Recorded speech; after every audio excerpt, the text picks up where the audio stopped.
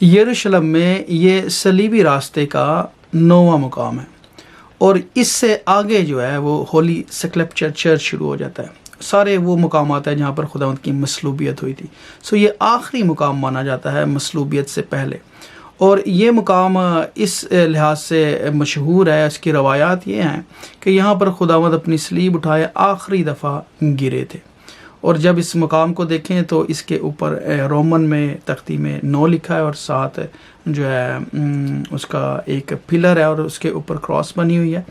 اور اس کے علاوہ یہاں پر ایک چرچ بھی ہے جو مصری کمیونٹی ہے، کاپٹک کمیونٹی ہے مصر کی، ایجپشن ہے یہ چرچ، وہ اس کو رن کرتے ہیں، اور انہوں نے بڑا اچھا ایک چیپل بنایا ہوا ہے، اور اس کے اندر جائیں تو بیٹھنے کی پراپر چیپل ہے اندر، اور کافی جگہ کے لحاظ سے کافی بڑا چیپل لگتا ہے۔ تو یہ ہے جی 9واں مقام، اور یہاں پر خداوند گرے تھے۔ اور اب ہم دیکھ رہے ہیں کہ 9 مقامات میں کہ کافی جگہوں پر خداوند گرے بھی ہیں، اپنی صلیب بعد میں خود بھی اٹھائی ہے۔ ایک جگہ شمعون قرینی نے کو پکڑ کر ان کی صلیب اٹھوائی گئی، اور گلگتہ کی جگہ تک ان کو لے کر آئے، اور یہ تقریباً 1 کلومیٹر کے قریب سفر بنتا تھا، اور اس میں بہت ہی آسان تھا کہ پتھریلے راستے ہیں، اونچے نیچے راستے ہیں، اور خداوند ایک دفعہ نہیں ڈیفینیٹلی بار گرے ہوں گے، کیونکہ بھاری بھرکم صلیب تھی، اور ان کی حالت جو تھی، جسمانی حالت جو تھی، وہ بہت ہی کمزور تھی، اور کوئی بھی انسان ہوتا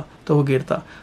یہ ایک بات یہ بھی درشاتی ہے کہ یسوع مسیح جو تھے وہ مکمل انسان تھے، جیسے وہ کامل خدا تھے ویسے ہی کامل انسان بھی تھے۔ کامل انسان ان اے سینس آف کہ وہ بالکل ہماری طرح درد رکھتے تھے، خون نکلتا تھا، ان کو تکلیف ہوتی تھی۔